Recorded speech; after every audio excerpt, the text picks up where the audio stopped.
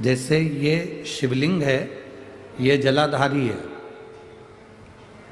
सामने से पानी बहता है, यहां और यहां कई लोगों को आपने देखा होगा कि वो इस तरह से दबाते हैं। जो शिवलिंग है, शिवलिंग जलाधारी, यहां से पानी बहता है, ये गोल, और यहां पानी अपन चढ़ाते हैं तो वो पानी बहकर इधर निकलता। तो ये जो चरण जैसे बने, आप लोगों ने कई भक्तों को देखा होगा कि वो जल चढ़ाने के बाद वहां ऐसे ऐसे शिव जी के उन भाग को दबाते हैं। आप लोगों में से किसी ने देखा है कभी? कभी आप लोगों ने देखा होगा? किसने देखा? जरा हाथ उठाओ। देखा है सबने? वहां चरण को लोग ऐसा ऐसा धीरे धीरे दबाते हैं। क्यों दबाते हैं? कारण क्या? क्या कारण हो सकता है? 3 स्थान हैं जिसका स्पर्श अलग अलग महत्व देता है। आज 40 गांव की इस कथा में ये चरित्र निकला है, तो जरा अच्छे से समझ लेना। 3 जगह स्पर्श करने का फल क्या है? एक, जहां से जलाधारी से पानी बहता है, जो गणेश और कार्तिकेय का स्थान है, उधर हम दबाते हैं, स्पर्श करते हैं, एक वो स्थान।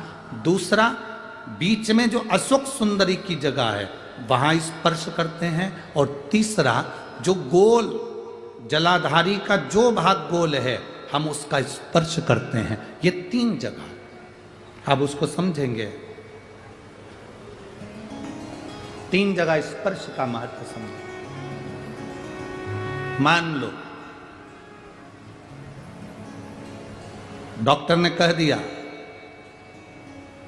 कि तुम्हारे गर्भ में जो बच्चा है उसके हृदय में छेद है, तुम्हारे गर्भ में जो बच्चा है इसकी धड़कन नहीं आई है, तुम्हारे गर्भ में जो बच्चा है वो मानसिक विकलांग लगता है, तुम्हारे गर्भ में जो बच्चा है, सोनोग्राफी करने के बाद में, अल्ट्रासाउंड करने के बाद में कोई डॉक्टर कहे कि तुम्हारा बच्चा ऐसा है, उस समय पर तुम्हें एक प्रतिक्रिया प्रारंभ करना चाहिए। शिव जी को जब जल चढ़ाने के लिए जाओ, जल चढ़ाने के बाद में जो ये चरण है जहां से पानी बहता है, वहां दोनों साइड बैठकर उस चरण को कम से कम 5 से 7 बार दबाना चाहिए। और दबाने के बाद उस हाथ का स्पर्श अपने उदर पर करना चाहिए और श्री शिवाय नमस्तुभ्यम या ओम नमः शिवाय या नमः शिवाय या महामृत्युंजय मंत्र का स्मरण कर लेना चाहिए। 15 दिन के बाद वापिस जांच कराओ, डॉक्टर खुद कहेगा कि अब तुम्हारा बच्चा स्वस्थ है, तुम्हारे गर्भ में जो बच्चा है वो स्वस्थ है।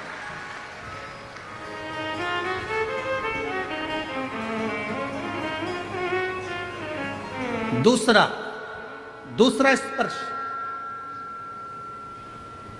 शिवलिंग जलाधारी, दोनों चरण, बीच में अशोक सुंदरी। दूसरा स्पर्श है अशोक सुंदरी का। किसी लड़के की उम्र, किसी लड़की की उम्र 35 साल हो गई, 40 साल हो गई, 25 साल हो गई, 30 साल हो गई, विवाह का कोई योग नहीं बन रहा। ज्योतिष आचार्यों ने कहा मंगल है, शनि है, ये राहु है, केतु है, सब बोल दिया। आप अपना जल चढ़ाओ महादेव को।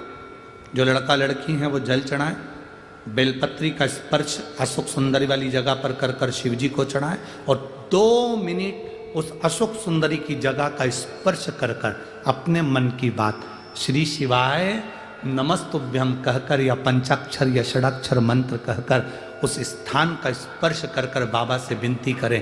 3 से 4 महीने में संबंध जमेगा ही, ये निश्चित है। स्पर्श उस अशोक सुंदरी वाली जगह का होना चाहिए। स्पर्श। तीसरा स्थान, शिवलिंग का तीसरा स्थान है जलाधारी, पार्वती जी की कटी, पार्वती जी का हस्त कमल, गोल भाग। हृदय रोग हो, हार्ट अटैक के लिए बोल दिया, बाईपास कराने का बोल दिया, छल्ला डालने का बोल दिया, कोई पाइप डालने का बोल दिया, कोई एक्सीडेंट का योग बन गया, कोई ऐसा योग बन गया, कोई व्यक्ति मंदिर तक भी नहीं पहुंच रहा है, आप अगर जल चढ़ाकर उस व्यक्ति का नाम स्मरण, गोत्र स्मरण कर कर इस गोल भाग पर अगर अपने हाथ का स्पर्श करेंगे, उसको दबाएंगे और दबाकर बाबा से श्री शिवाय नमस्तुभ्यम कहकर अपने मन की बात कहेंगे, आपको लगभग 1 से 2 घंटे में जवाब मिलेगा कि वो व्यक्ति अब ठीक होना प्रारंभ हुआ। ये 3 स्थान हैं, 3 स्थान। जैसे गाय एक स्थान को ढूंढकर अपने शरीर को घिसती है तो उसको आराम मिलता है, उसी तरह ये मन जब पूरे वन में भटक रहा हो, संसार में भटक रहा हो, कुटुंब में भटक रहा हो, परिवार में भटक रहा हो और इस मन को कहीं शीतलता नहीं मिलती, तब ये महादेव के चरणों में जाकर ये मन अपना घिसा जाता है, तब इस मन को भी शीतलता का अनुभव होता है।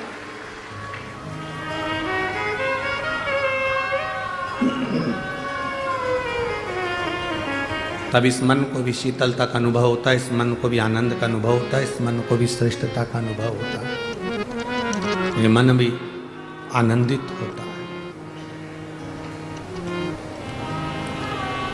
हमारा एक निवेदन है, पूरे जितने श्रोता भाई बहन यहाँ कथा सुन रहे हैं और जितने टीवी पर सुन रहे हैं, जितने मोबाइल पर सुन रहे हैं, उन सब से अपनी आंखों में आंसू भरकर कभी महादेव के पास मत जाओ।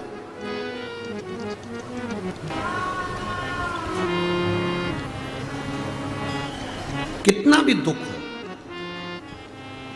कितनी भी तकलीफ हो, कितना भी कष्ट हो, आंख में आंसू नहीं आना चाहिए।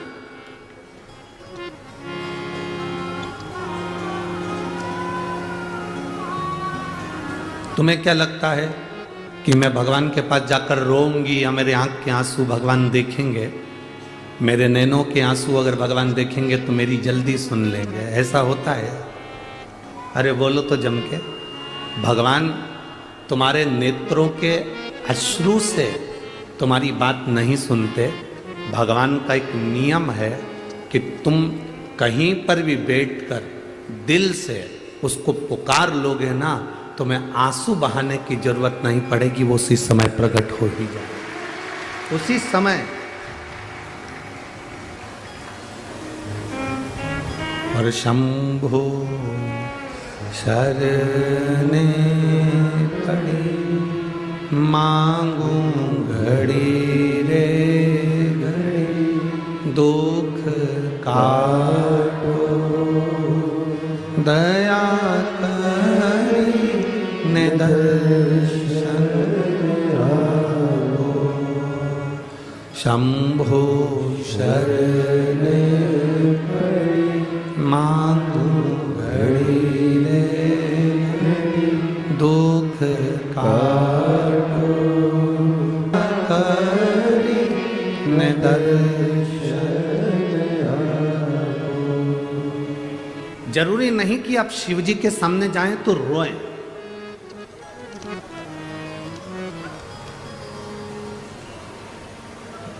पर कई लोग हैं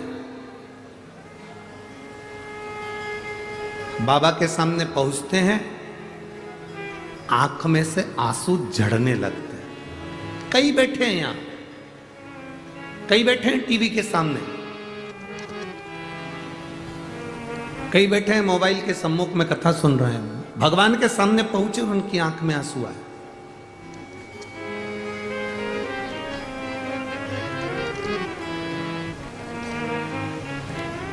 क्या कारण है कि भगवान के सामने पहुंचते हैं, भगवान देवाधिदेव महादेव के साक्षी में पहुंचते हैं और चोंगे जैसी आवाज आ रही है, चोंगे की आवाज कम करो बाबू। शिव की साक्षी में जब पहुंचते हैं, भगवान की साक्षी में जब पहुंचते हैं तो तुरंत उनकी आंखों में अश्रु भर आता है। कारण क्या? किस कारण?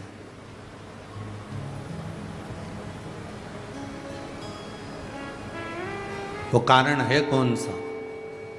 शिव महापुराण की कथा कहती है वो केवल एक कारण है। व्यक्ति भगवान पर इतना भरोसा कर लेता है, इतना भरोसा कर लेता है, इतना विश्वास दृढ़ कर लेता है कि जब उसके सामने पहुंचता है तो वो दिल से नहीं कह पाता, आंख से आंसू बहाकर मेरे महादेव से कह देता है।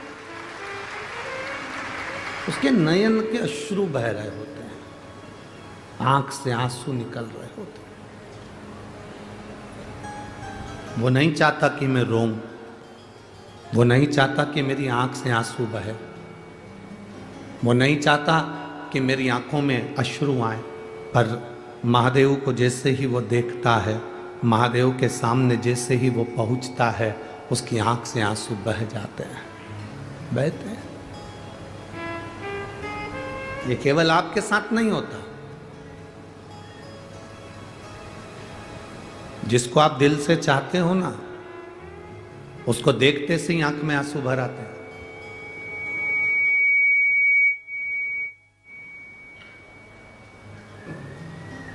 जिसके प्रति प्रेम होता है, जिसके प्रति स्नेह होता है, उसको देखते से ही अश्रु निकल जाते हैं।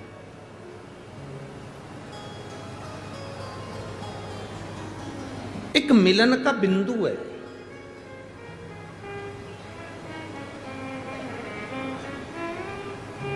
एक बेटी ने आकोला की कथा में एक प्रश्न किया था, वो प्रश्न आज स्मरण में आया है तो आप लोगों के बीच में हम कहें। एक बेटी ने आकोला की कथा में प्रश्न किया था, गुरुजी प्रेम करना बुरा होता है कि अच्छा होता है? अब बोलो रे 40 गांव वाले, तुम्हारे गांव का नाम ही 40 गांव है, एक जगह पे 40 कबल है? तो प्रश्न का उत्तर भी तुमको देना चाहिए। अब हमारा तो एक गांव का रहने वाले, कोई आकोला का रहने वाला, कोई धुलिया का रहने वाला, कोई औरंगाबाद का रहने वाला, कोई छत्रपति संभाजी नगर, कोई कहीं, कोई कहीं, कोई कहीं। पर तुम्हारे तो गाँव का नाम ही 40 गांव है। 40 गांव एक जगह मिल गए, मतलब 40 तरह के लोग, 40 समाज के लोग, 40 विचार के लोग एक जगह पर एक जैसे रहते हैं, वो गांव है 40 गांव।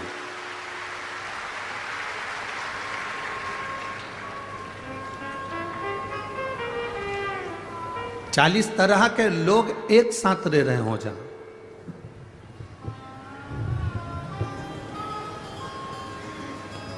40 तरह के लोग एक जगह पर, 40 विचार के लोग एक जगह पर, 40 विचार मंच के लोग, 40 समाज के लोग एक जगह पर रहकर अपने दिल की बात एक जगह स्थिर कर कर रखते हैं, वो 40 गांव। तो उस आकोला की बच्ची ने प्रश्न किया, क्या प्रेम करना अच्छा होता है कि बुरा होता है?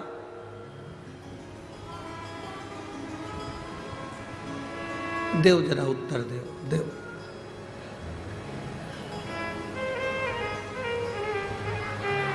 तुम बोलोगे तो है, नहीं तो मुंडी हिला दो, ऐसी हम उतने में समझ जाएंगे कि प्रेम करना अच्छा होता है कि बुरा होता है। ठीक है, तो आप कहो जो आपकी मर्जी पड़े, आप अपने मन से रख लो, पर हमारी भाषा में तो हम इतना कहेंगे, प्रेम करना अच्छा होता है, पर 35 टुकड़े होकर अटैची में भरा जाए ऐसा बुरा होता है।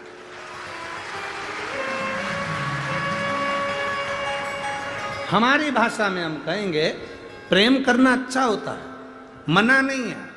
राधा कृष्ण का भी प्रेम है, राम लक्ष्मण का भी प्रेम है, एक बाप और बेटी का भी प्रेम है, एक बहन बहन का प्रेम है, एक स्नेह बहनों का भी होता है, भाई का भी होता है। प्रेम करना मना नहीं है, पर ऐसा प्रेम करना बेकार है जिसमें तुम्हारे टुकड़े होकर तुम्हें फ्रिज में भर दिया जाए या अटैची में भर दिया जाए, वो प्रेम बेकार है। वो प्रेम हमारी दृष्टि में पूर्ण तरह से बेकार। आप प्रेम करो भगवान शिव से, आप प्रेम करो अपनी विद्या से, आप प्रेम करो अपनी पढ़ाई से।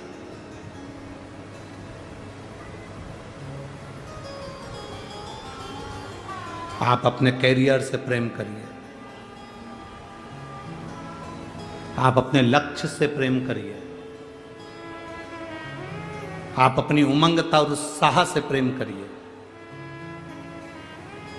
जिंदगी में मुझे कितना भी दुख मिले और मैं भगवान के भरोसे पर चलूं, यह आत्मीय प्रेम है। आत्मीय हम मना नहीं करेंगे कि ये कई लोग बड़ी गुरुजी, कई लोग कहते हैं महाराज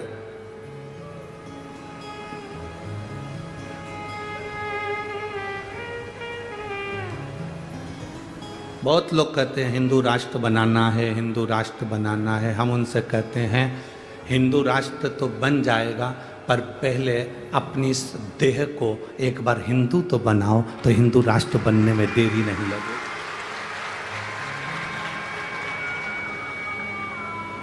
हिंदू राष्ट्र बनने में देरी नहीं लगेगी, पहले ये देह, ये शरीर हमारा हिंदू तो बने। आज घर में रहने वाले 4 भाई एक दूसरे को खाने दौड़ रहे हैं।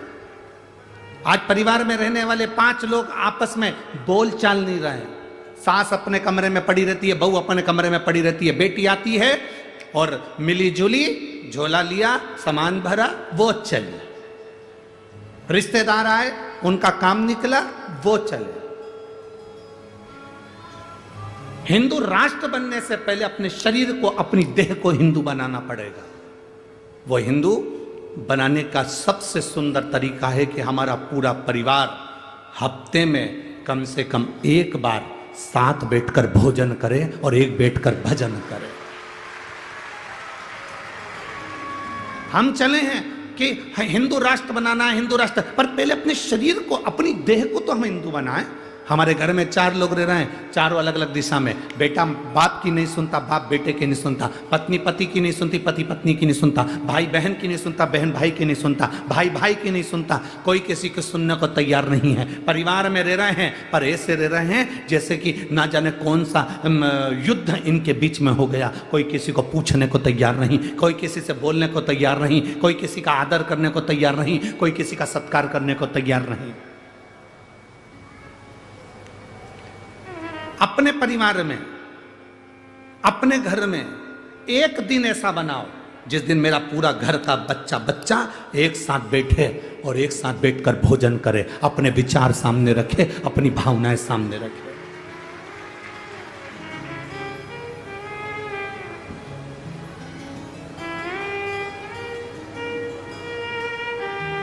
और उस समय पर किसी का मुंह नहीं फूलना चाहिए। 4 घर की जगदम्बाएं एक जगह पर बैठकर भोजन कर लें, बहुत बड़ी बात है। एक आती है आटा उसन कर जाती है, दूसरी जगदम्बा आती है रोटी सेक कर जाती है, तीसरी आती है सब्जी कतर के जाती है, चौथी आती है सब्जी बघार जाती है। और मालूम पड़े कि वो पूरा भोजन ठंडा हो गया, जिसकी मर्जी पड़े पड़ाए खा। खुद के पति आए, सिर पे पल्लू लेके आई, गरम करा, खिलाया, और मालूम पड़े कोई दूसरा आया, ऐसा कैसे ही पड़ा कि पड़ा भोजन दे दिया। इसमें हमारा प्रेम नहीं झलकता बाबा, इसको स्नेह नहीं कहते। मेरे भोलेनाथ जी ने ये सब चीजों बहुत दूर रखी है, सब चीजें दूर, सब बातें दूर।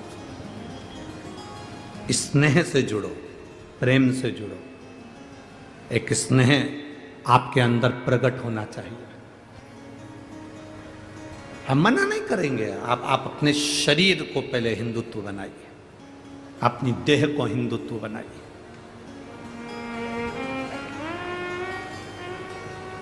अगर आज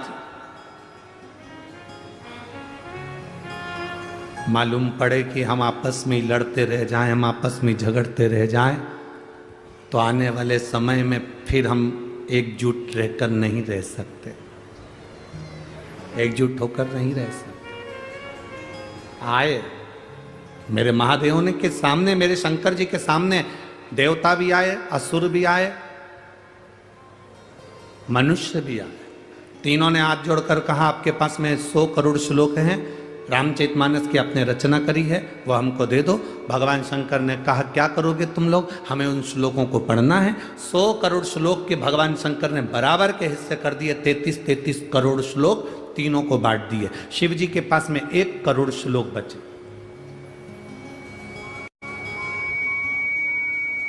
मेरे महादेव के पास में 1 करोड़ श्लोक बचे।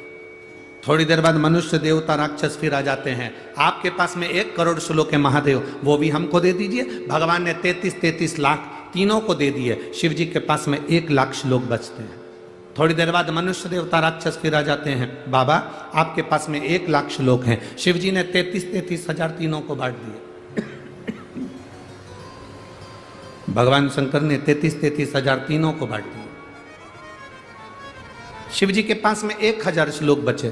थोड़ी देर बाद मनुष्य देवता राक्षस फिर आ गए। भोलेनाथ आपके पास में 1000 श्लोक हैं। शंकर भगवान ने 3300 श्लोक तीनों को बांट दिए। शिव जी के पास 100 श्लोक बचे, मात्र 100 श्लोक। थोड़ी देर बाद मनुष्य देवता राक्षस फिर आ गए। बाबा आपके पास में 100 श्लोक हैं। भगवान ने 33 श्लोक तीनों को बांट दिए। शिव जी के पास 1 श्लोक बचा।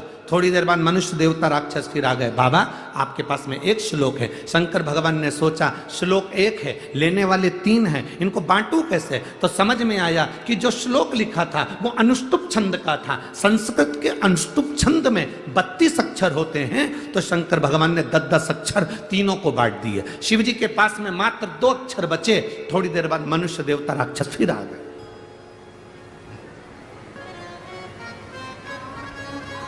थोड़ी देर बाद मनुष्य देवता राक्षस फिर आए और आकर कहा बाबा आपके पास में 2 अक्षर हैं, वो हमको दे दीजिए।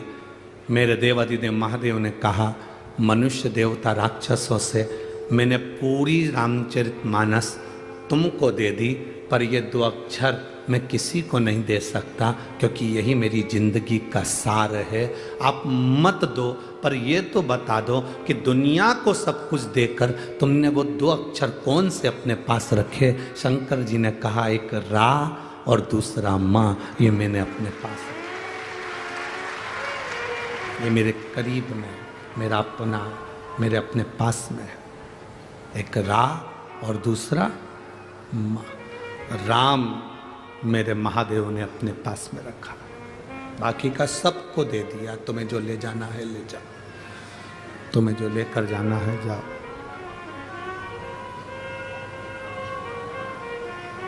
सबको दिया। और रावण को बाबा तूने लंका दिया,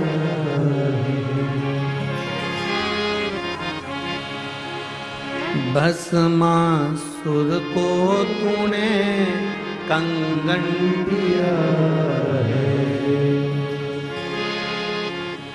रावण को बाबा तूने लंका दिया है, भस्मासुर को तूने कंगन दिया। उसी ने तेरा पीछा किया भोले बाबा, उसी ने तेरा पीछा किया भोले बाबा। मत वाले रखवाले बमा बम भोले शंकर, गले में नाग भयंकर। बमा बम भोले शंकर, गले में नाग भयंकर। बमा बम भोले शंकर, गले में नाग भयंकर। बमा बम भोले शंकर, गले में नाग भयंकर। विपदा हमारी हर लो त्रिपुरारी भोले बाबा। विपदा हमारी हर लो त्रिपुरारी भोले बाबा। ओ विपदा हमारी हर लो त्रिपुरारी भोले बाबा। विपदा हमारी हर लो त्रिपुरारी भोले बाबा। मत वाले रखवाले, मतवाले, रखवाले। बमा बम भोले शंकर, गले में नाग भयंकर। बमा बम भोले शंकर, गले में नाग भयंकर। ओ बमा बम भोले शंकर, गले में नाग भयंकर। बमा बम भोले शंकर, गले में नाग भयंकर।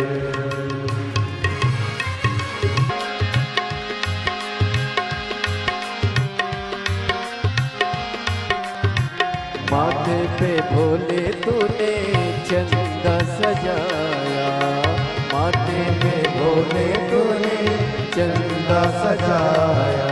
ओ माथे पे भोले तूने चंदा सजाया, ओ माथे पे भोले तूने चंदा सजाया।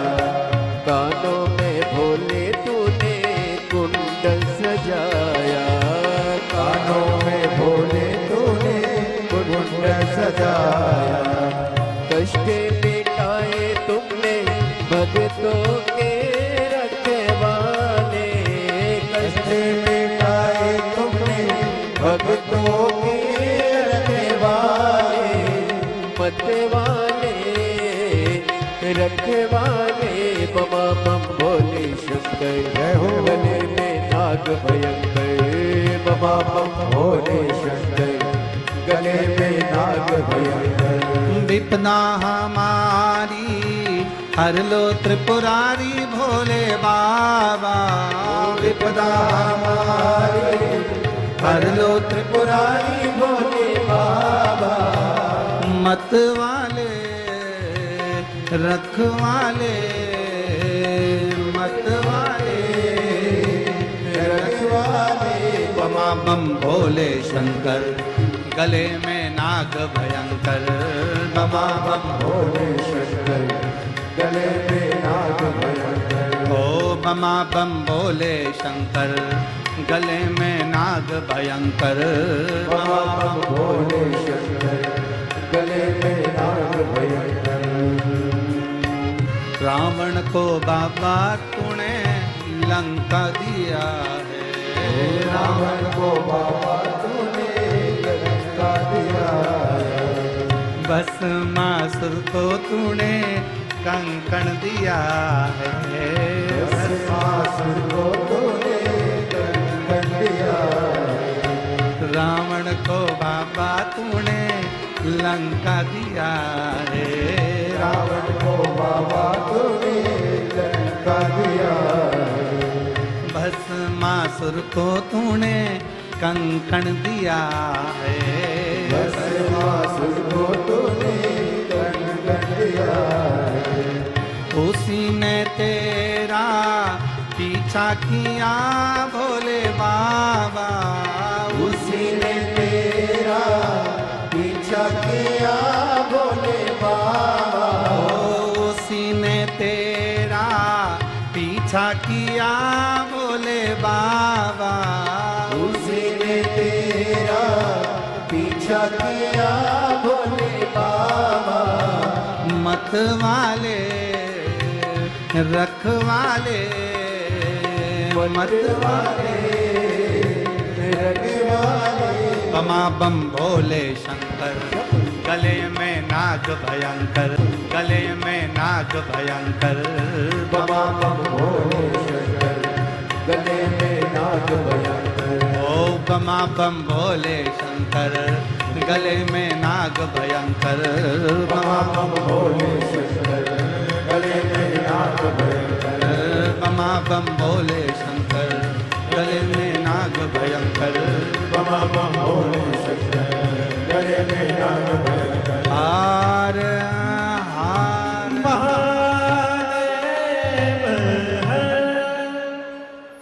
भगवान शिव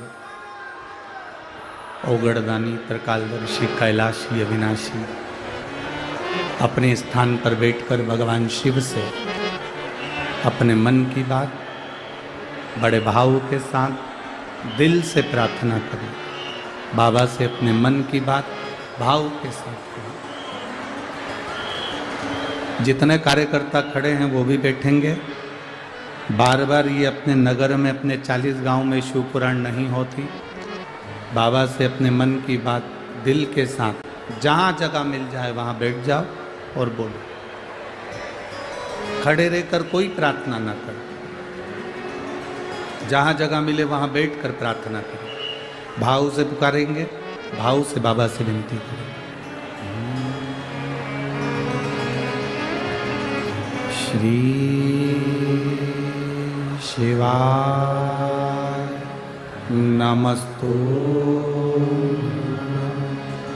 श्री शिवाय नमस्तु। श्री शिवाय नमस्तु। श्री शिवाय नमस्तु। श्री शिवाय नमस्तु। भोला सब दुख काटो ओ भोला सब दुख काटो। शिव शंकर जपो तेरी माला, भोले बाबा जपो तेरी माला। भोला सब दुख काटो मारा ओ भोला सब दुख काटो। वेश मंगल मंगलकारी, वेश मंगल मंगलकारी। शमशान वासी हमारा, शमशान वासी हमारा ओ भोला सब दुख काटो ओ भोला सब दुख काटो। भगवान शिव ओगड़दानी, त्रिकालदर्शी, कैलाशी, अविनाशी देवाधिदेव महादेव की कथा कहती है। शिव अपने पास में कम रखकर दुनिया के लोगों को ज्यादा देते हैं। शंकर अपने पास जितना नहीं रखते जितना दुनिया के लोगों को वो दे देते हैं।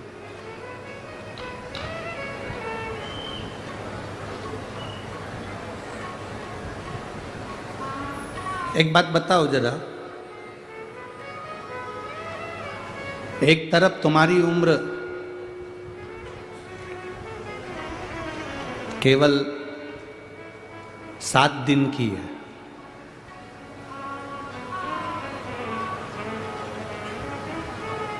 सात दिन बाद मरना है।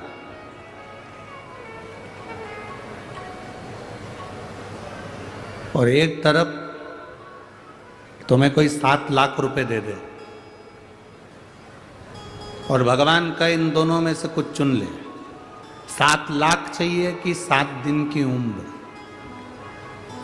7 दिन बाद या तो तुझे मरना पड़ेगा, या तू 7 लाख रुपए ले ले, या फिर अपनी 100 साल की उम्र ले ले। बताओ क्या चुनोगे?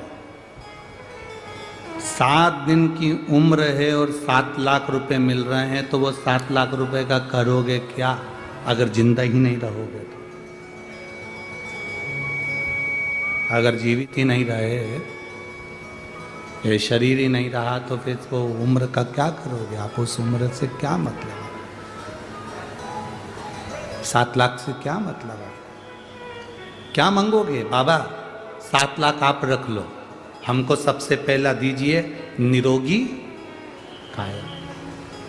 अगर हमारी काया ठीक होगी ना, तो हमें 7 लाख रुपए का भी प्रयोग करेंगे, बादाम लाएंगे खाएंगे, काजू लाएंगे खाएंगे, भोजन लाएंगे, खाएंगे तो मतलब का, गाड़ी लाएंगे, घूमेंगे तो मतलब का। पर वो 7 लाख का करें क्या जब उम्र ही नहीं? तो जब तक उम्र नहीं तो फिर वो पैसे का, वो धन का, वो दौलत का क्या कर। और ये प्रत्येक जितने मानव हैं इस सब के साथ ऐसा ही होता है। सवेरे 8 बजे से लेकर शाम के 8 बजे तक, रात्रि के 9 बजे तक दुकान पर बैठा बैठा बैठा बैठा बैठा कमाया कमाया कमाया कमाया कमाया। कमर में डिस्क की प्रॉब्लम हो गई, शुगर, बीपी, क्योंकि समय पर भोजन नहीं करता तो शुगर बीपी का भी थोड़ा सा तकलीफ हो गया। और आँखों की ज्योति भी बेकार हो गई, श्रवण शक्ति बेकार हो गई, मानसिक थोड़ा सा याददाश्त कमजोर पड़ गई, शरीर ढलता गया ढलता गया ढलता गया ढलता गया। अब तुमने कमाया तो बहुत, ढेर सारा कमाया। अब कमाया इतना सारा और मालूम पड़े शरीर ढलता गया ढलता गया ढलता गया। इकट्ठा कर कर बैंक में रखा था 25-30 लाख रुपए। जिंदगी भर कमाते कमाते आखिरी में शरीर में रोग हो गया, और रोग होने के बाद दिखाने के लिए नासिक में गए या छत्रपति संभाजी नगर दिखाने के लिए शरीर को गए, और डॉक्टर ने कहा 5 लाख रुपए की जांच होगी। 3 लाख रुपए की जांच होगी, 4 लाख रुपए की जांच होगी। जांच करी, कमाया था 25 लाख, जोड़ के रखे थे, और मालूम पड़े वो सारे के सारे धीरे धीरे धीरे धीरे शरीर की बीमारी में लगते चले गए। तो फिर जोड़ने का फायदा क्या हुआ?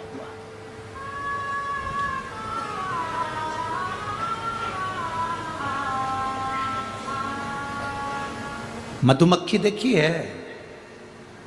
अरे बोलो तो जम के, क्या करती है? फूलों का रस लेती है, शहद बना देती है, सोचती है बाद में खाऊंगी। बस शहद पक जाए बाद में खाऊंगी, शहद पक जाए बाद में खाऊंगी। मेरा अपना है, मेरे लिए, मेरे बच्चों के लिए, मेरा है। जोड़ते जोड़ते जोड़ते जोड़ते जोड़ते जोड़ते जोड़ते जोड़ते थक जाती है तो भी जोड़ती। और आखिरी में कोई आता है, वो पूरा छत्ता तोड़ कर ले जाता है, पूरा शहद निकाल कर कोई दूसरा ले जाता है। बस मधुमक्खी की तरह हमारी जिंदगी है, जोड़ते जोड़ते जोड़ते जोड़ते जोड़ते जोड़ते इकट्ठा कर आखिरी में सब गया। शंकर जी की कथा क्या कहती है? बाबा भोलेनाथ जी का चरित्र क्या कहता है? शिव महापुराण की कथा क्या कहती है? भगवान शंकर का चरित्र क्या कहता है? कि प्रतिदिन ऐसे जियो, रोज की जिंदगी तुम्हारी ऐसी जियो, प्रतिदिन की जिंदगी तुम्हारी ऐसी जियो कि कल आएगा कि नहीं आएगा पता नहीं है, आज ही फुल एंजॉय में जीना है, फुल एंजॉय।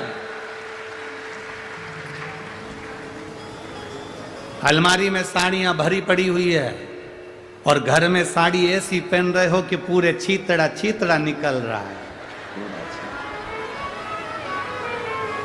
तुमसे अच्छी तो रोज पोछा लगाने, झाड़ू लगाने जो आती है ना, ऐसी टिप टाप होकर आती।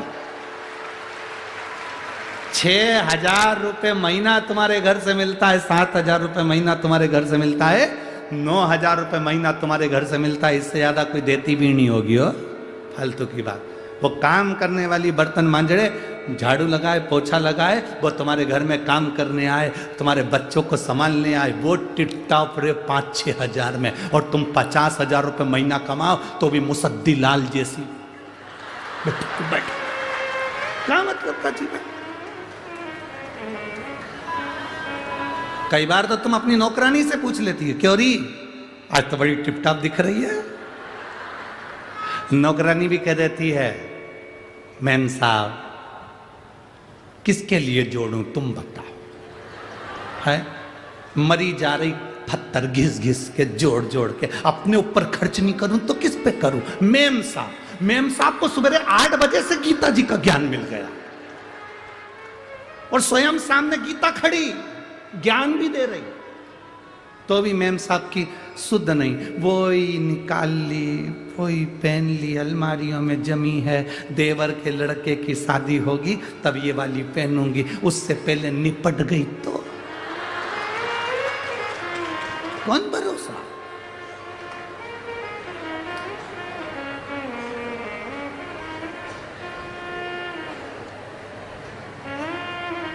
क्या भरोसा है जीवन का।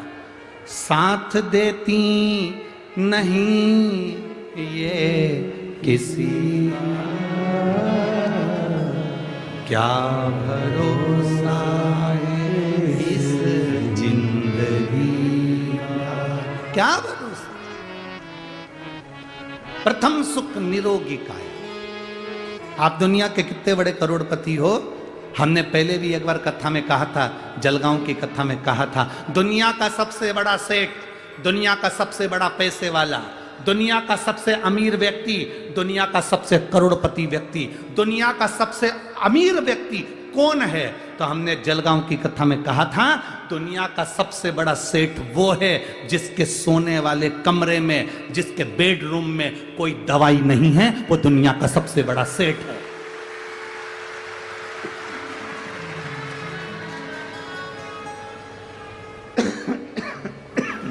दुनिया का सबसे बड़ा सेठ वो है जिसके बेडरूम में कोई दवाई नहीं। अगर आपके सोने वाले कमरे में सिर के पास ड्रॉज में बहुत सारी दवाइयों का ढेर लगा है, समझ लेना मेडिकल की दुकान हो तुम। कोई कुछ नहीं कर रहे तुम, सिर के पास में बहुत सारी दवाइयाँ, नींद की 2-3 गोली लेना पड़ती है, थायराइड की गोली लेना पड़ती, बीपी की गोली लेना पड़ती, शुगर का इंसुलिन लेना पड़ता। और काय के लिए? तुम, हमें तो लगता है तुम केवल तिजोरी में जो धन रखा है उसकी चौकीदारी कर कर के मर जाओगे और उसका भोग नहीं कर पाओगे। उसका भोग नहीं कर सकते। अपने धन का, अपने पद का, अपनी कुर्सी का सदुपयोग करो, जैसे ये सांसद जी ने अपनी कुर्सी का सदुपयोग करा और आज यीशु महापुराण की कथा करवाई।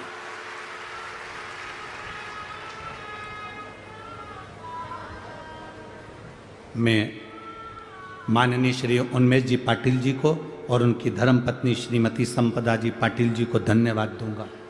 बहुत बहुत साधुवाद है। आपने अपने क्षेत्र में कितना भी रोड बनवाया हो, कोई भी काम करा हो, पर उससे बड़ा काम आपने ये कर दिया कि क्षेत्रवासियों के कल्याण हेतु उनका दिल था।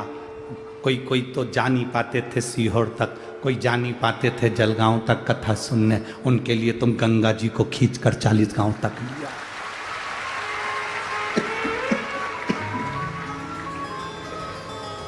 ये शिव कथा है, ये शंकर की उदारता, यीशु महापुराण तत्व सुख देने वाला।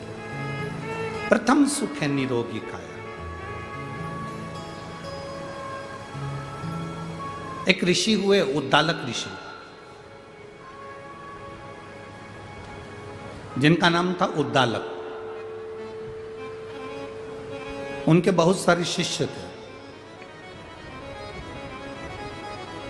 उन शिष्यों में एक शिष्य था उनका ऋषि कहोद।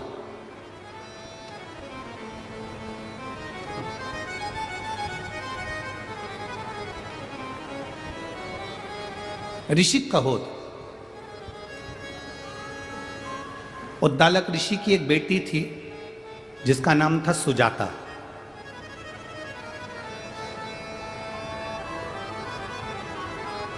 सुजाता अपने पिताजी जो ज्ञान देते थे, उद्दालक ऋषि जो बोलते थे, सुजाता वो सुनती थी और सुनकर वैसा अनुसरण करती थी।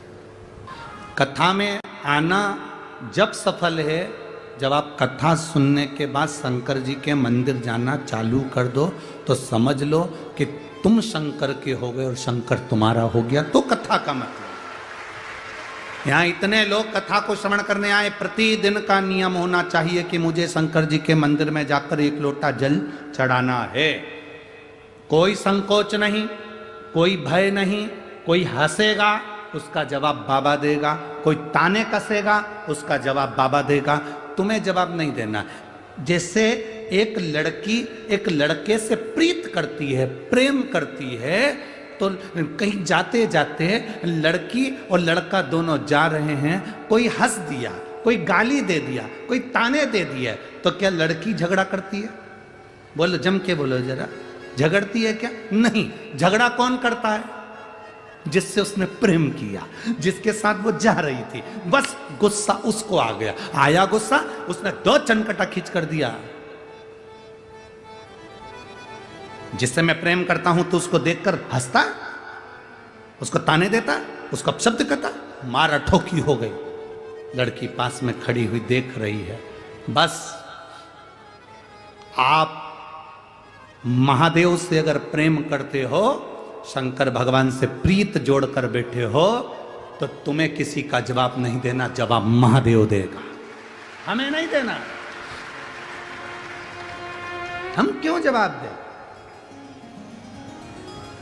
अरे तेरा ही दिया मैंने, खाया पिया है, तेरा शुक्रिया है, तेरा शुक्रिया है। मुझे भोले बाबा ने बहुत दे दिया है, तेरा शुक्रिया है, तेरा शुक्रिया। उद्दालक ऋषि की एक बेटी थी जिसका नाम था सुजाता। सुजाता शिव की भक्त थी, शंकर की उपासक। पिताजी कहते थे कि भगवान शिव को जल चढ़ाने पर शंकर प्रसन्न होते हैं और हमारे जीवन की रक्षा करते हैं। उद्दालक ऋषि ने अपने शिष्यों को समझाया था कि दुनिया में निरोगी रखने के लिए काया, शरीर अगर निरोगी रखना है तो महादेव के चरणों की प्रीत करना पड़ेगी, शंकर भगवान पर जल चढ़ाना पड़ेगा। ये उद्दालक ऋषि अपने शिष्यों को ज्ञान दे रहे थे और सुजाता ने सुन लिया। सुजाता सुनी। जब सुजाता ने ये सुना कि महादेव का भजन निरोगता देता, रोग से मुक्त कर देता, निरोगता,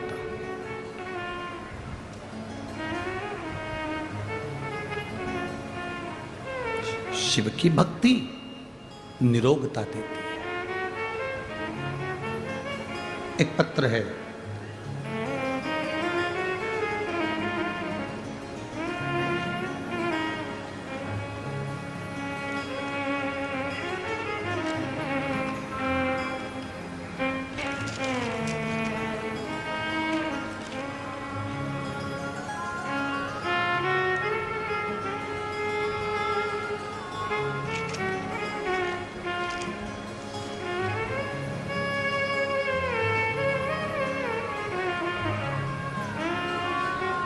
मेरा नाम नीलाबाई पेमा चौहान है, उम्र 65 साल, तलोंदे दिगर, तहसील 40 गांव की रहने वाली हूँ। कहीं बैठी हैं? हाथ हिला दो एक बार। श्री शिवाय नमस्ते। 40 गांव की रहने वाली हूँ। मेरा मोबाइल नंबर ये है। गुरुजी, मेरे गांव के भाग खुल गए जो ये शिव महापुराण की कथा मेरे गांव में आ गए। प्रणाम। 2023 जनवरी में मेरे पति की तबीयत अचानक खराब हो गई थी। उन्हें पेट में दर्द होने के कारण उनको बहुत ज़्यादा तकलीफ हुई, तो उनको हम 40 गांव के आनंद हॉस्पिटल में दिखाया। टेस्ट करवाने पर डॉक्टर ने कहा कि इनको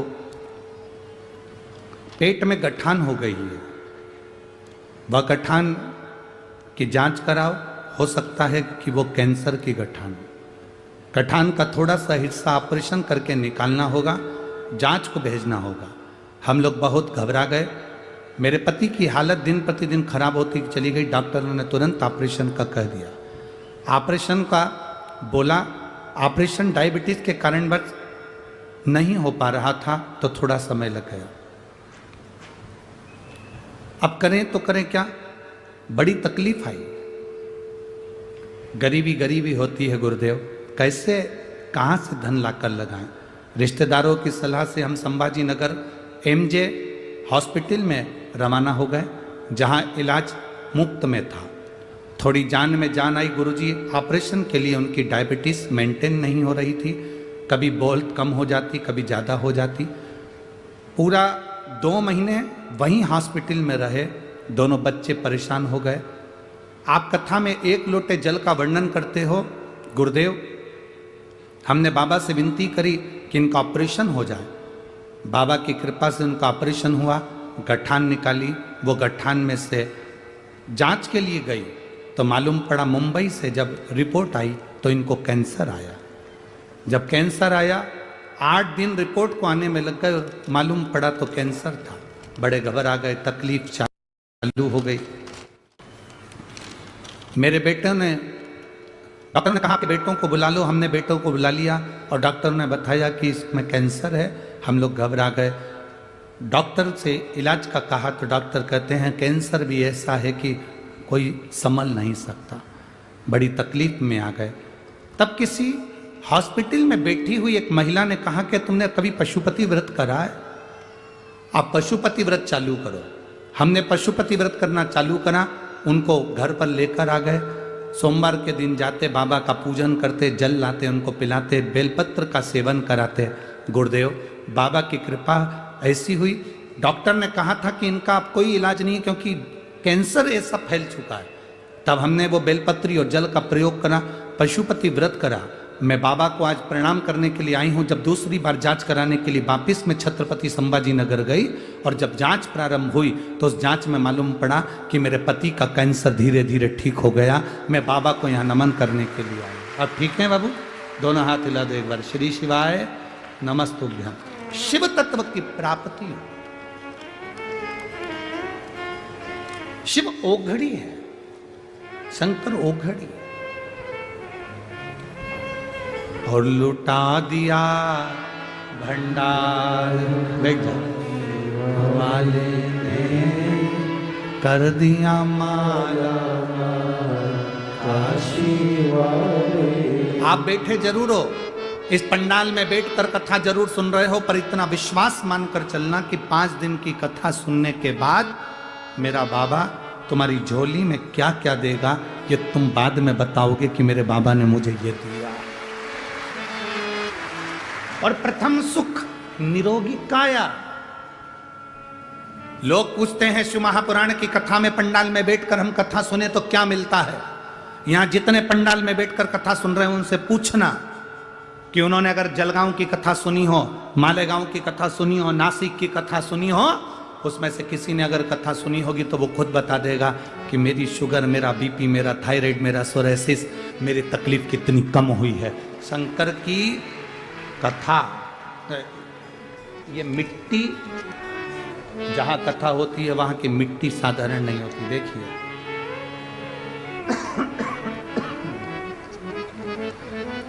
सोममता अतुल सिंह चौहान, भड़गांव जिला जलगांव। कहीं बैठी हैं? कहीं बैठी हो तो हाथ हिलाओ।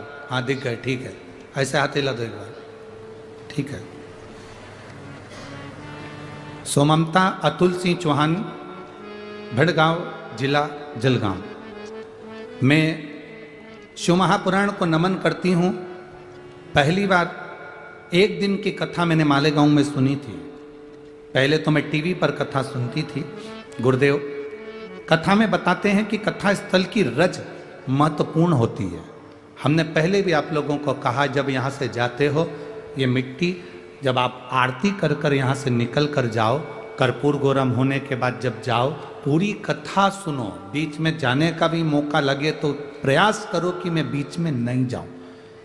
3 घंटे की कथा सुनकर रज को अपने शरीर पर लगाकर जब हम जाते हैं तो ना जाने कितने रोगों से हम दूर हो जाते हैं।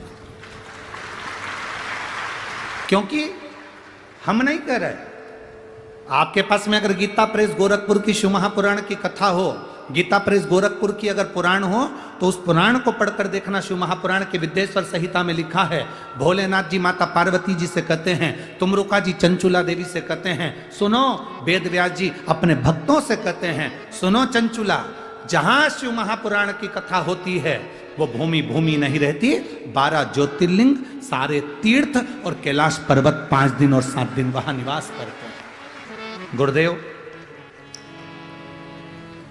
मेरी सासू मां पैर की अकड़ के कारण चल नहीं पाती थी, पलंग से उठ नहीं पाती थी, वो पलंग पर ही रहती थी, बिस्तर उनसे नहीं छूटा। सालों हो गए थे गुरुदेव, डॉक्टरों का इलाज कराते रहे, मालिश करते रहे, पर उससे भी कभी पाँव में उनको आराम नहीं मिला। वो पलंग पर ही अपना जीवन निकालती थी। मैं जब पहली बार जलगांव की कथा सुनने आई तो वहाँ से थोड़ी सी मिट्टी वहाँ से उठा कर ले गई और बाबा को प्रणाम कर कर लेकर मैं वो मिट्टी अपने घर पर पहुँची। मेरी सास मुझसे पूछी, तू कथा सुनी आई? मैंने कहा, क्या लेकर आई?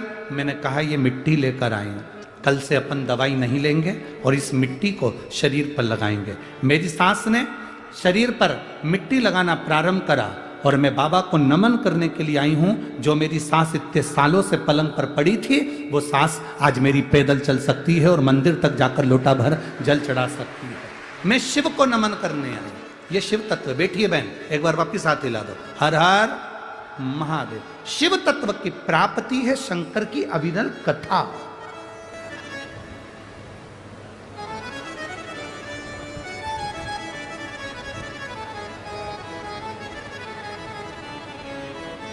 बाबा मैं तेरी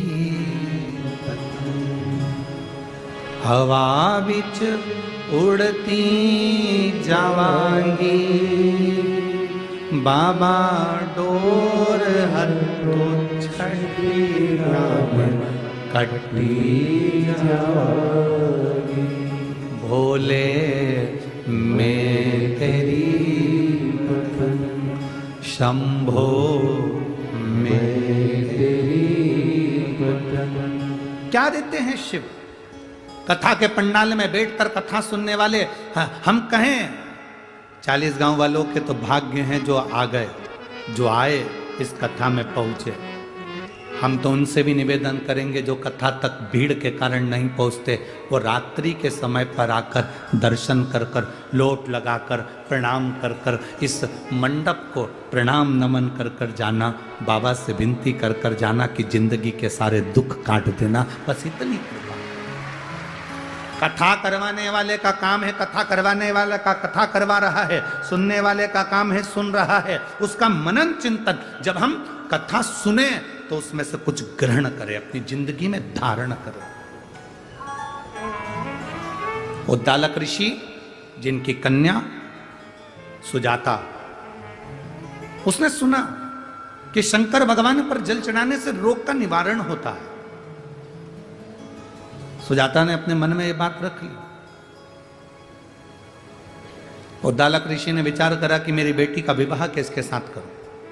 इतने सारे शिष्य थे, उसमें से एक शिष्य था कहोद।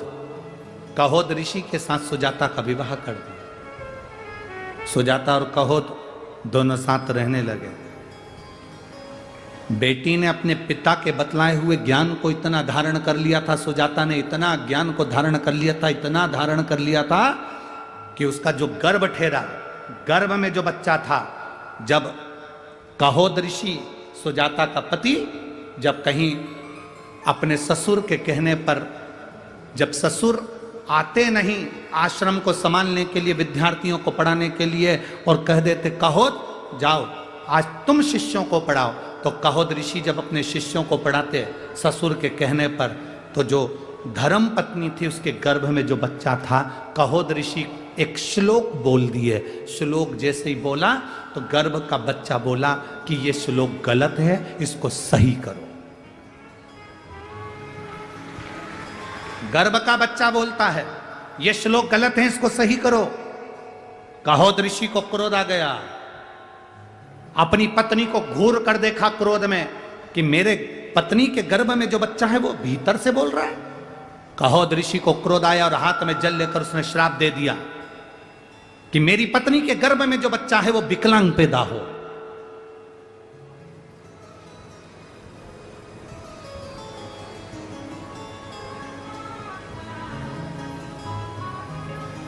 मेरी पत्नी के गर्भ में जो बच्चा वो विकलांग हो।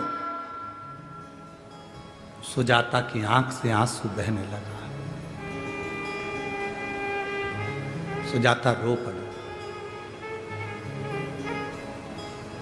हाथ में जल का पात्र सुजाता के। आश्रम में जो शिव जी का मंदिर था वहां जल चढ़ा रही थी। नैनों से जल बह रहा था। बाबा, दूसरे से क्या आस रखूं? मेरे पति ने मुझे श्राप दे दिया कि तेरे गर्भ में जो बच्चा है वो विकलांग पैदा हो।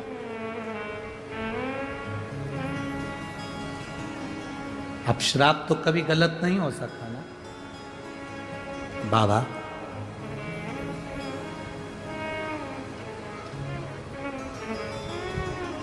अब आपको संभालना है।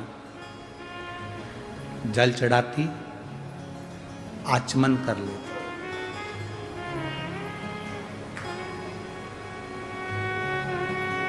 चरण पकड़े सुजाता। और अच्छे से समझ लो, बच्चा माइंड से विकलांग है। डॉक्टर ने कहा इस बच्चे का विकास नहीं हो रहा, बच्चे की बुद्धि काम नहीं कर रही है, बच्चे का शरीर काम नहीं कर रहा है, कहीं हाथ कहीं पैर में कहीं तकलीफ हो रही है, बच्चे का विकास नहीं हो रहा। 4 साल का हो गया, 5 साल का हो गया, 6 साल का हो गया, बुद्धि का। तो उस जगह पर भी आप बच्चे से कहोगे ना बेटा शिव जी को जल चढ़ाने जा रहे हो ना, तो ये जो 2 चरण है ना जहाँ से पानी बहता है वहाँ स्पर्श कर कर आया करो और पानी पिया करो चढ़ाने के बाद। आप 15 दिन 20 दिन उस बच्चे से करवा कर देखो, कितना भी माइंड से हम यहाँ तक कहेंगे जिस बच्चे की कोई शरीर में विकास नहीं और बच्चा कहीं पड़ा रहता है, मुंह में से राल टपकती रहती है, उस बच्चे के लिए भी अगर ये प्रयोग करोगे तो 2 से 3 महीने में वो बच्चा अपने आप धीरे धीरे शरीर का विकास होना प्रारंभ हो जाएगा। वो स्थान ऐसा है, वो जगह ऐसी है, वो जगह की मूलता, उस जगह की महत्ता। बोल बम का नारा है, अच्छे जम के बोलो जरा, बोल बम का नारा है। उस स्थान की मूलता बढ़ जाती है, उस स्थान की मूलता। अब सुजाता रो रही है, शिव जी के चरण पकड़ लिए सुजाता, दबा रही है चरण। जल चढ़ाने के बाद जो चरण दबाया, रोती रोती कह रही है मेरे पति ने मुझे श्राप दिया है, तेरे गर्भ में जो बच्चा होगा वो विकलांग पैदा होगा, तेरे गर्भ में जो बच्चा है वो विकलांग होगा। मेरा श्राप है, इसके गर्भ में जो बच्चा है वो विकलांग होगा।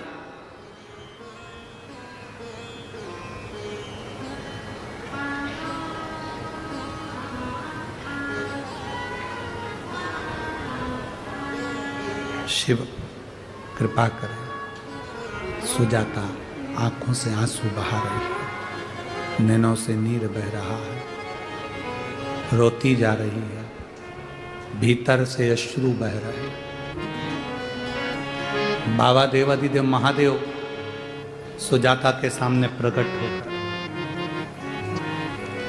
क्यों रो रही है? तेरे पति ने तुझे श्राप दिया, तेरा बच्चा विकलांग होगा, इसलिए चिंता मत कर, टेंशन मत ले। हाँ, तेरे पति के श्राप से तेरा बच्चा विकलांग तो होगा, पर मेरा वर है, तूने मेरे चरण का स्पर्श करा है।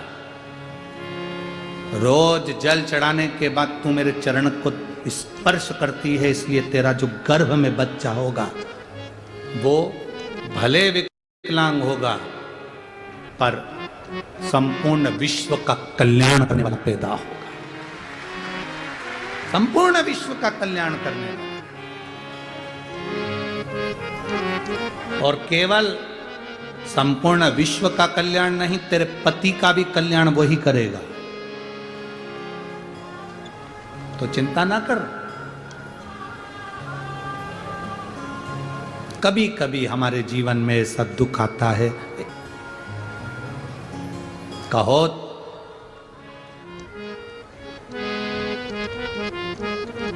कि धर्म पत्नी सुजाता के गर्भ से एक बच्चे ने जन्म लिया जो 8 जगह से टेढ़ा था।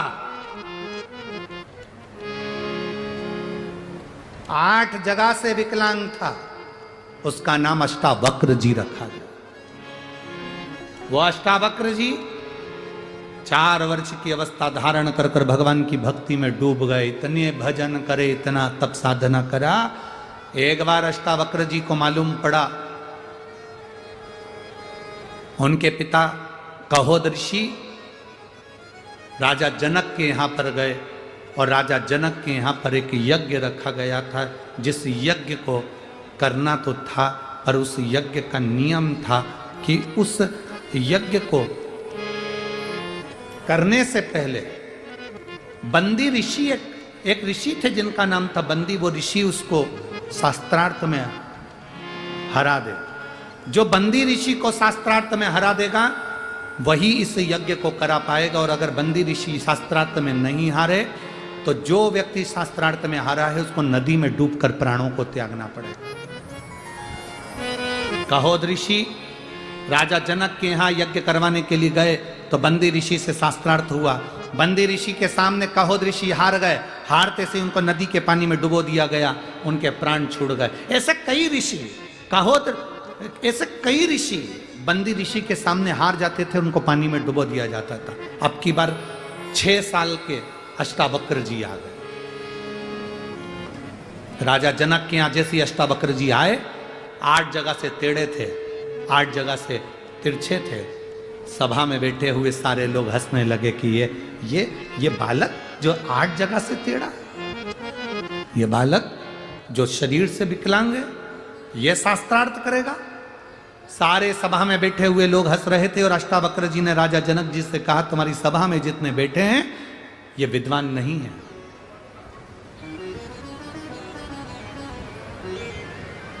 तुम्हारी सभा में जितने बैठे हैं ये विद्वान नहीं है।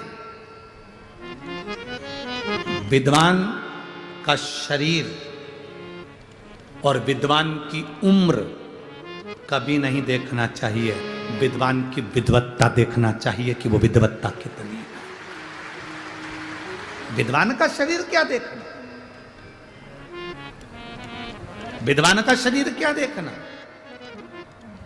दुनिया में कई लोग ऐसे हैं जो दिन रात बैठकर ये विचार करते रहते हैं, महाराज जी ने कौन से कपड़े पहने, इस कलर का तो कपड़ा पहनना ही नहीं चाहिए। लोग भगवा कपड़े धारण करते हैं, लोग सफेद कपड़े धारण करते हैं। महाराज ने ये पहन लिया, उसने ये पहन लिया, उसने वो पहना, उसने वो खाया, उसने ये करा, उसने वो करा। शिव महापुराण की कथा कहती है विद्वान का ना तो शरीर देखा जाता है और विद्वान का ना उसकी उम्र देखी जाती है। विद्वान से तो मतलब ये रहना चाहिए कि बस उसमें विद्वत्ता कितनी है, वो आपको परमात्मा से मिला दे, परमात्मा आपसे मिल जाए, आप परमात्मा के हो जाओ, परमात्मा आपका हो जाए। इससे ज्यादा कुछ नहीं, इससे ज्यादा कुछ। महाराज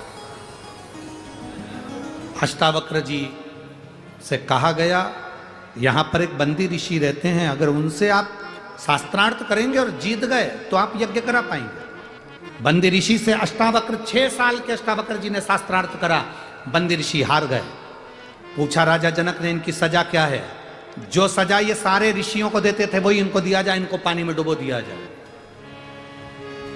बंदी ऋषि को पानी में डुबोने लगे, हाथ जोड़कर बैठ गए बंदी ऋषि, मुझे पानी में मत डुबो।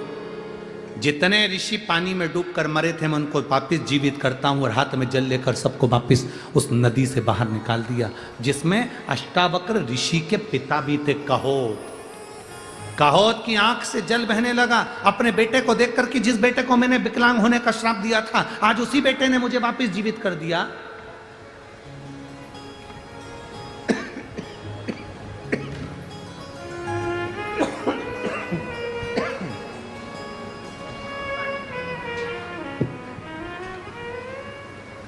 जिस बेटे ने, ये साउंड आपका 2 दिन से पूरा गला खींच रहा है, बहुत खींच खींच कर बोलना पड़ रहा है और पूरा गला बेकार हो चुका है।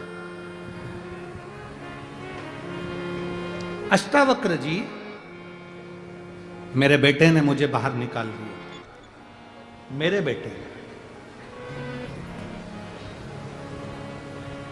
बेटे को गले से लगा लिया, हृदय से लगा लिया। आज मेरा बेटा मुझे बचा लिया। जिस बेटे को मैंने श्राप दिया था, जिस बेटे को मैंने श्रापित करा था, उस बेटे ने मुझे बचाया, बेटे ने मुझे बचाया। कभी कभी अपने कर्म पर भी अपन को रोना आता है कि मैंने गलत क्यों कर दिया।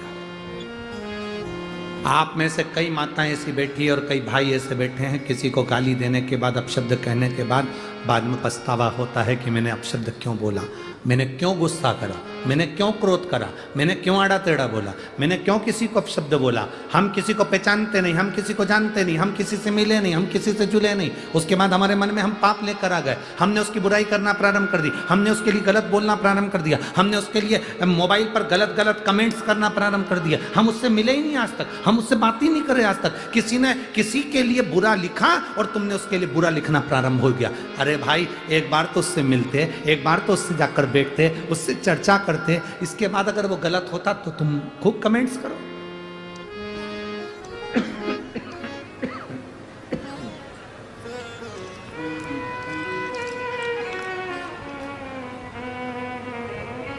अगर वो गलत है तो फिर आप कमेंट्स करो, अगर फिर वो गलत है तो फिर तुम्हें जो बोलना है बोलो, जो लिखना है लिखो, पर पहले सोचिए, भीतर उतारिए, हम सही हैं, गलत हैं, किसको कह रहे हैं, क्या बोल रहे हैं, किसके लिए क्या कहा जा रहा है, तो विचार करा।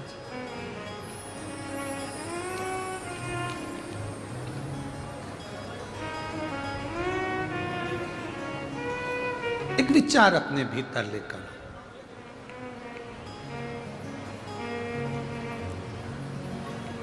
दक्ष प्रजापति ने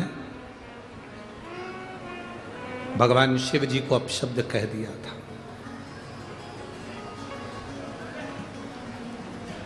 केवल एक कारण था, दक्ष प्रजापति ने भगवान शंकर को कहा कि तुम शमशान में निवास करोगे और मेरे घर के यज्ञ में तुम नहीं आओगे। शंकर जी ने करा क्या था? शंकर जी ने ऐसा काम ही क्या करा था जो उनके ससुर उनसे रूठे हुए थे? केवल एक काम भोलेनाथ जी ने करा था। दक्ष प्रजापति ने अपने दामाद, अपने जमाई चंद्रदेव को रोग, काया का रोग दे दिया था और कहा था तेरे शरीर में काया का रोग होगा, तेरा पूरा शरीर गल गल के नीचे गिरेगा। काया का रोग।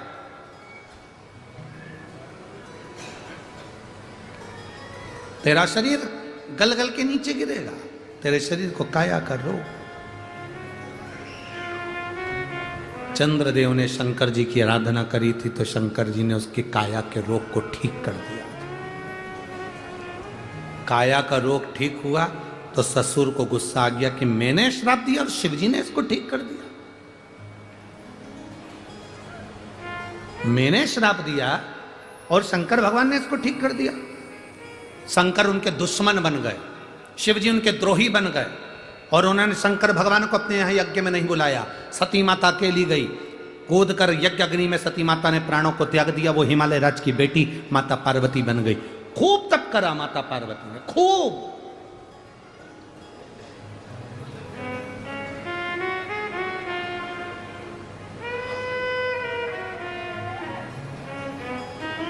माता पार्वती तप में इतनी लीन हो गई, एक सूखा पत्ता बेलपत्री का खाकर माता पार्वती जी तप में डूबी रहती थी, इसलिए उनका एक नाम अर्पणा हो गया था।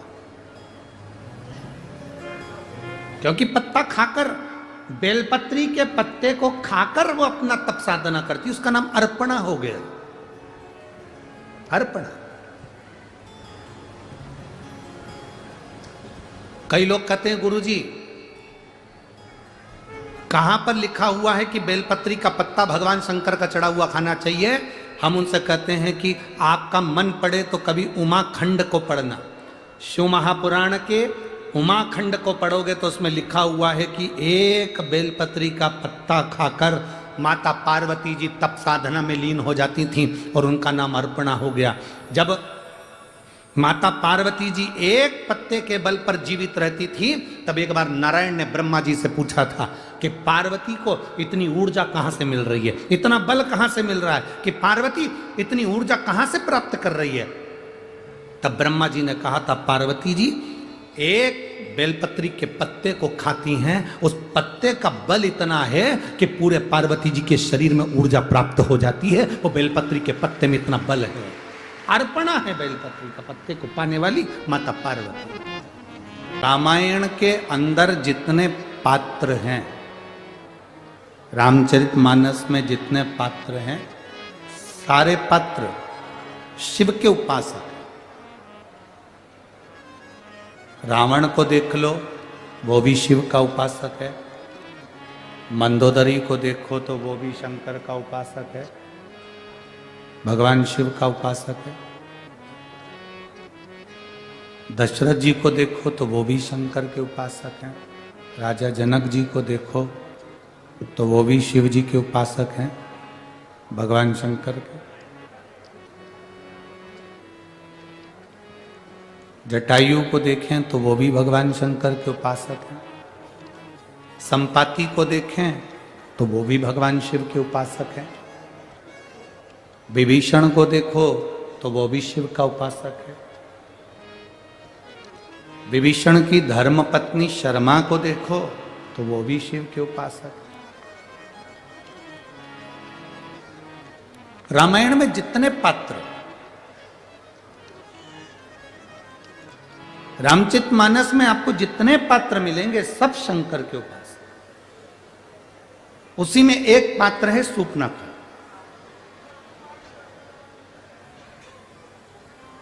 कौन थी है?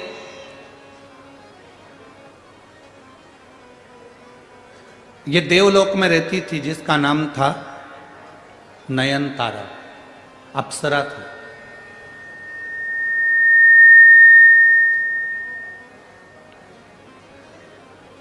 और देवलोक की अप्सरा बड़ी बड़ी सुंदर थी, बड़ी विद्वान थी, बड़ी ज्ञानवान थी, बड़ी चतुर थी, बड़ी विद्वत,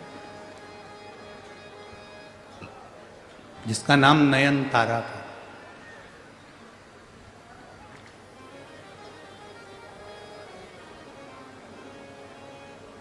भगवान विष्णु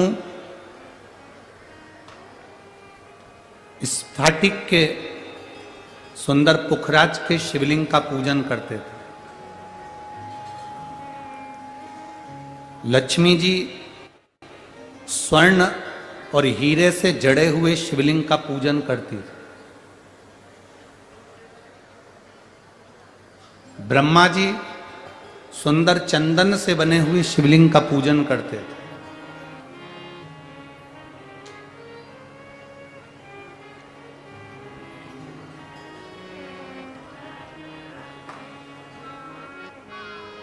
ब्रह्माणी पारत के शिवलिंग का पूजन करती है। इंद्र रत्नों से जड़ित शिवलिंग का पूजन करते हैं। एक बार नयनतारा देवलोक की अप्सरा भ्रमण करती करती भगवान नारायण के बैकुंठ में चली गई। आप में से कई माताएं, कई भाई ऐसे हैं जिन्होंने कभी पंडाल में बैठकर कथा नहीं सुनी, परंतु अपने 40 गांव में कथा हो रही तो उन्होंने कहा चलो सुनेंगे तो सुनेंगे, नहीं तो देख के तो आए जरा कि कथा कैसी चल रही है। देख आए, पहुंच जाए, वहां तक पहुंचे तो वहां तक देखें तो चलकर कि आखिर कथा क्या है, क्यों इतने सारे लोग कथा में आते हैं, लाखों भक्त यहाँ कथा में पहुंचते हैं, आखिर शिव पुराण में है क्या। कई लोगों के मन में एक प्रश्न हो जाता है कि आखिर देखकर तो आए, आखिर शिव पुराण में ऐसा है क्या।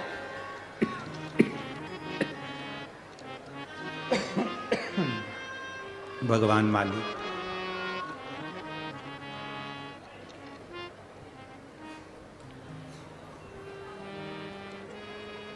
आखिर शिव महापुराण में ऐसा है क्या। देखे तो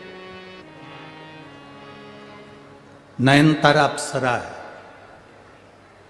और उसके मन में यह प्रसंग जाग गया कि मैं एक बार बैकुंठ का दर्शन कर कर आऊं। बैकुंठ पहुंच गई। इंद्रलोक, इंद्रदेव के सामने नृत्य करने वाली अप्सरा आज बैकुंठ में पहुंची तो लक्ष्मी जी उस समय पूजन में लगी हुई थी।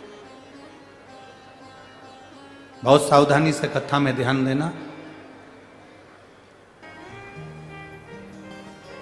लक्ष्मी जी लगी थी भगवान शिव की आराधना करने, भगवान विष्णु लगे थे भगवान शंकर की आराधना करने।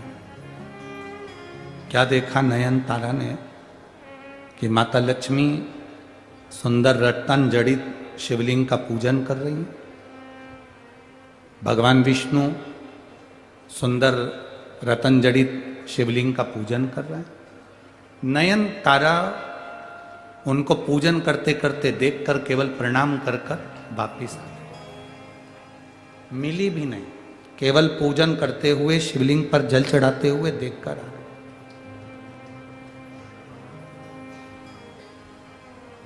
जब नयन तारा वापिस आई,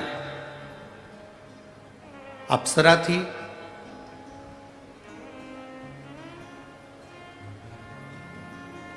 उसने भी एक सुंदर शिवलिंग का निर्माण करवाया और उसके पूजन में लग गई। अब देखिए, अचानक पूजन देख लेना, शिवलिंग पर जल चढ़ाते हुए देख लेना और खुद भी जल समर्पित करना प्रारंभ करना। अब नयन तारा ने जैसे ही शंकर भगवान को जल चढ़ाना प्रारंभ करा, जल चढ़ाते चढ़ाते चढ़ाते चढ़ाते नयन तारा इतनी शिव में लीन होने लगी, इतनी लीन होने लगी कि एक बार एक ऋषि जिनका नाम था वज्र ऋषि, वज्रा ऋषि मृत्यु लोक में बैठकर तप साधना में लीन थे। इंद्र का सिंहासन डोलने लगा। इंद्र को लगा कि ये वज्रा ऋषि तो मेरा सिंहासन छीनना चाहते हैं। इंद्र को थोड़ा सा मन में खटकने लगा कि ये वज्रा ऋषि मेरा सिंहासन लेना चाहते।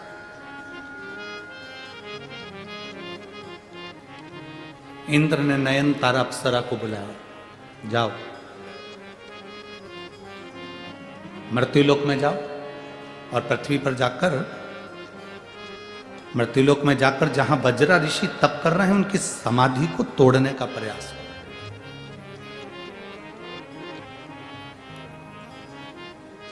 इंद्रलोक में इतनी सारी अप्सराएं नृत्य करती हैं, इंद्रलोक में इतनी सारी अप्सराएं रहती हैं, कोई एक भी अप्सरा भगवान शंकर को जल नहीं चढ़ाती थी। केवल एक नयन तारा शिव जी को जल चढ़ाती थी, एक अप्सरा नयन तारा।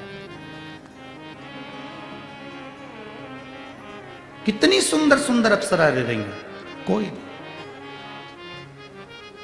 और मेरी जीजियों और मेरे 40 गांव के जीजाओं, मेरी बेटियों, मेरे बेटाओं, माताओं, मेरे भाई, आप लोगों से केवल इतना निवेदन करना चाहेंगे, तुम्हारे घर के देवरानी, जेठानी, ननन, सास, ससुर, परिवार, कुटुंब, कबीला, सबके सब मंदिर नहीं जा रहे। आप अकेले शंकर जी के मंदिर में जा रहे हो, अकेले।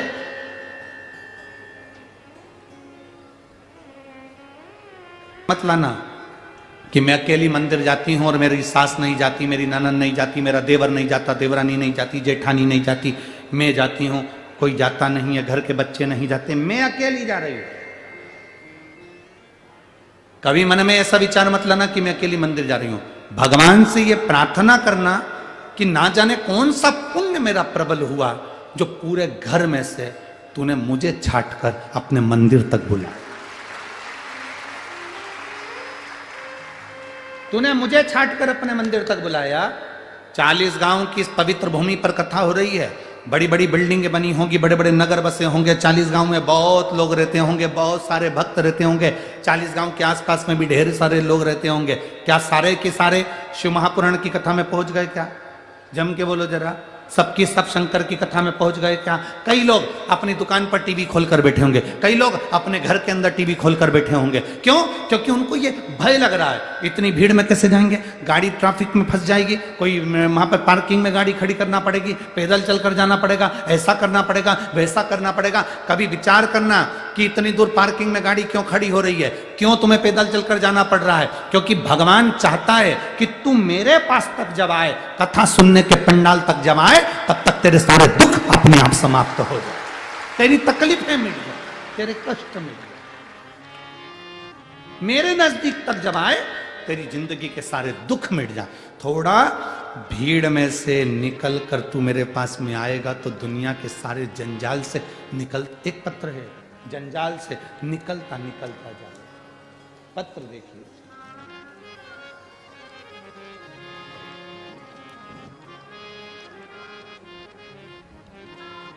मेरा नाम भाऊ साहेब अर्जुन बाग, गांव खलाने, तहसील सिंदखेड़ा, जिला धूलिया। कहीं बैठे हैं? कहीं बैठे हो तो हाथ हिला सकते हैं। मेरा नाम भाऊ साहेब अर्जुन बाग, गांव खलाने, तहसील सिंदखेड़ा, जिला धूलिया। कहीं बैठे हो तो हाथ हिला सकते हैं। हाथ हिलाओ एक बार ऐसा। हाँ ठीक है, दिख गए, ऐसा हाथ हिलाओ जी, दिख गए। गुरुजी, मैं 10 साल से ड्राइवर का जॉब करता था, लेकिन जॉब छोड़ के मैंने 2020 में पानीपुरी का व्यवसाय करना प्रारंभ करा। मैं पानीपुरी का व्यापार करने चालू करा। 2 लाख का मुझे कर्जा था।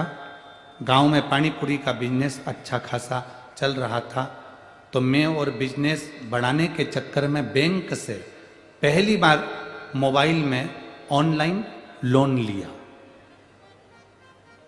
गुरुदेव, ऑनलाइन लोन मैंने बिना नॉलेज से बहुत सारी बैंक से लोन लेना शुरू किया। ऐसे में फ्रॉड बैंक के जाल में मैं फंस गया। आप लोगों से भी निवेदन है, इस पत्र पर थोड़ा ध्यान देना। कोई चीज, कई लोग मोबाइल पर कॉल कर देते हैं, आपका इनाम लग गया, फ्री में आपके मोबाइल में बैलेंस डल रहा है, फ्री में तुम्हारे साथ में ये हो रहा है। ध्यान देना भाई, कभी जिंदगी में बहुत सारे लोग बैठे हैं केवल आपको बेवकूफ बनाने के लिए। कोई तुमसे कह दे कि यहां गड़ा हुआ धन मिल रहा है, विश्वास ना करिएगा। अपनी मेहनत पर, अपने परिश्रम पर और अपने काम पर विश्वास करना, दूसरे पर नहीं। और कहीं पर अगर कोई महाराज तुमको मिल जाए और कह दे कि मेरे पास आकर बैठ जाओ, मैं ऐसा घुमाऊंगा, सोने के हंडे निकल जाएंगे, तो सबसे पहले हमको खबर करना। हम भी चलेंगे और कुबेरेश्वर धाम का निर्माण उसके हंडे से करवा देंगे कि तूने दिया और हंडा निकल।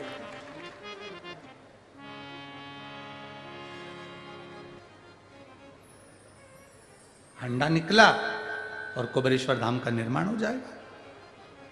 करोड़ों रुपए की लागत से धर्मशाला बन रही है, गौशाला बन रही है, मंदिर बन रहा है, तो हम क्यों मेहनत करेंगे? हंडा ना निकलवा देंगे?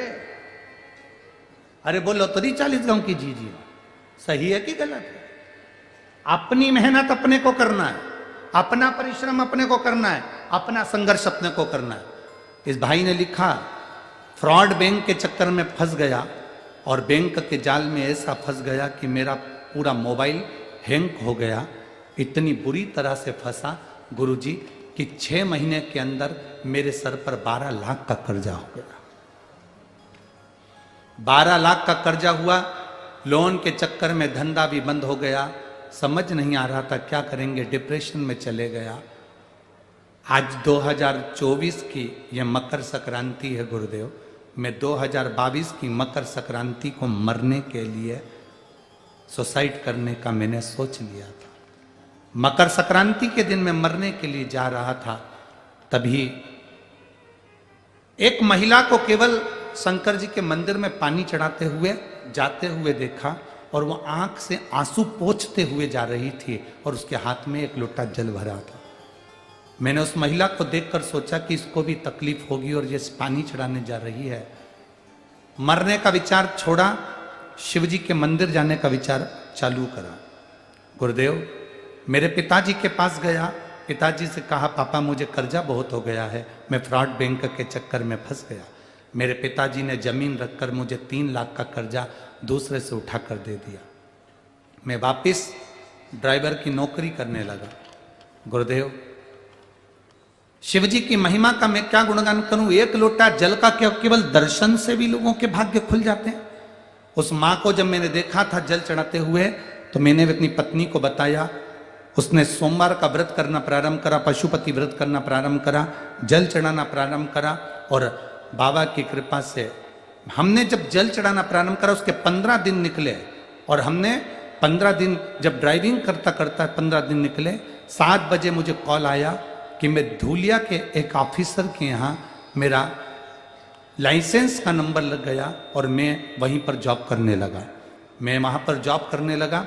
जॉब करते करते करते करते जिस ऑफिसर के यहाँ काम करता था वहीं पर मेस का काम, भोजन खिलाने का काम मुझे मिल गया। मैं शिव जी का क्या गुणगान करूं गुरुदेव। मेरा धीरे धीरे 4 लाख का कर्जा चूक गया। अब मैंने काम को और आगे बढ़ाया, और बढ़ाते बढ़ाते कथा सुनता टीवी पर, मोबाइल पर, और कथा सुनते सुनते बाबा से प्रार्थना करता, जिस दिन मेरा 12 लाख का कर्जा चूक जाएगा उस दिन पंडाल में बैठकर कथा सुनूंगा। बाबा से ऐसी प्रार्थना करते करते मेरा जो पानी पूरी का व्यापार था वो भी अब धीरे से चालू हो गया, और धीरे धीरे मेरे बाबा ने मेरी लाज रख ली। गुरुदेव, बाबा ने ऐसी कृपा करी कि मेरा 12 लाख का भी कर्जा चुका दिया, और मुझे इस पंडाल में बिठाकर कथा को श्रवण करवाया।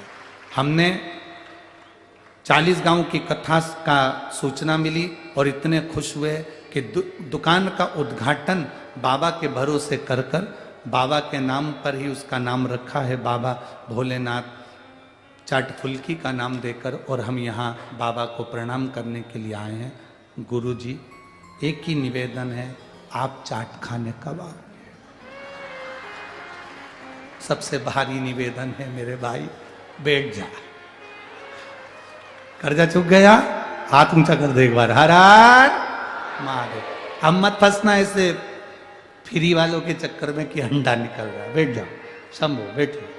शिव तत्व है, अवघड़ी है। अचानक वो नयन तारा, सारी अप्सराएं शंकर को जल नहीं चढ़ाती है, पर वो नयन तारा शिव जी को जल चढ़ाती है, क्योंकि देख कर आ गई थी। इस बच्चे ने देख लिया था कि एक लोटा जल चढ़ाने जा रही है, और आंख से आंसू बह रहा, रोती रोती जा रही, रोती रोती जा रही। अरे मेरे जीजियों, मेरे जीजाओं, लोग भले हंसें तुम पर, तुम कितने भी विद्वान हो, कितने भी पढ़े लिखे हो, कितनी भी अच्छी जॉब है,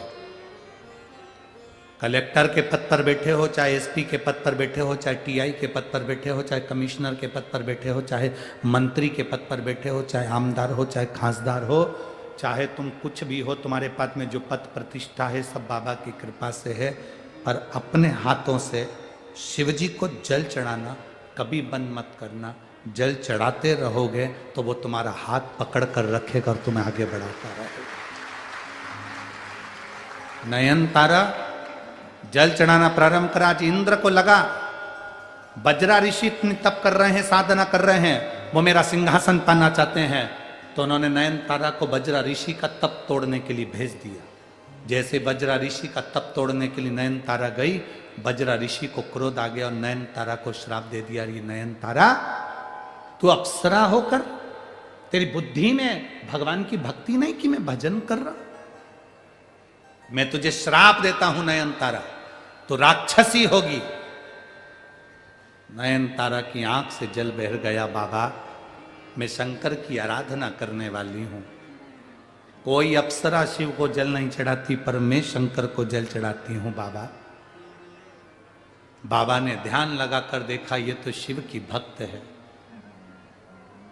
वज्रा ऋषि ने कहा, मैंने तुझे श्राप दिया राक्षसी होने का, मृत्यु लोक में तू राक्षसी बनेगी, पर आज मैं तुझे वचन भी देता हूं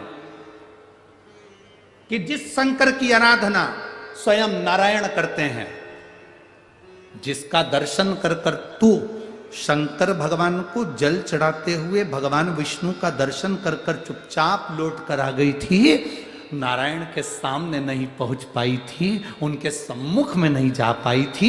बजरा ऋषि कहते हैं आज मैं तुझे वचन देता हूं और आशीर्वाद देता हूं कि तू राक्षसी होने के बाद भी भगवान नारायण का अवतार जब पृथ्वी पर राम अवतार होगा तो उनके सामने जाकर उनका दर्शन करेगी, उनको पाने का प्रयास करेगी।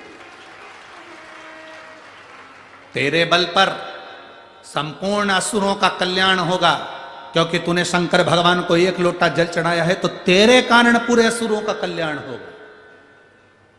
और एक नयन तारा अप्सरा सूपनखा बनी, राम जी का दर्शन करा, और शंकर की ऐसी भक्त थी जिसके कारण पूरे परिवार का उद्धार हो गया।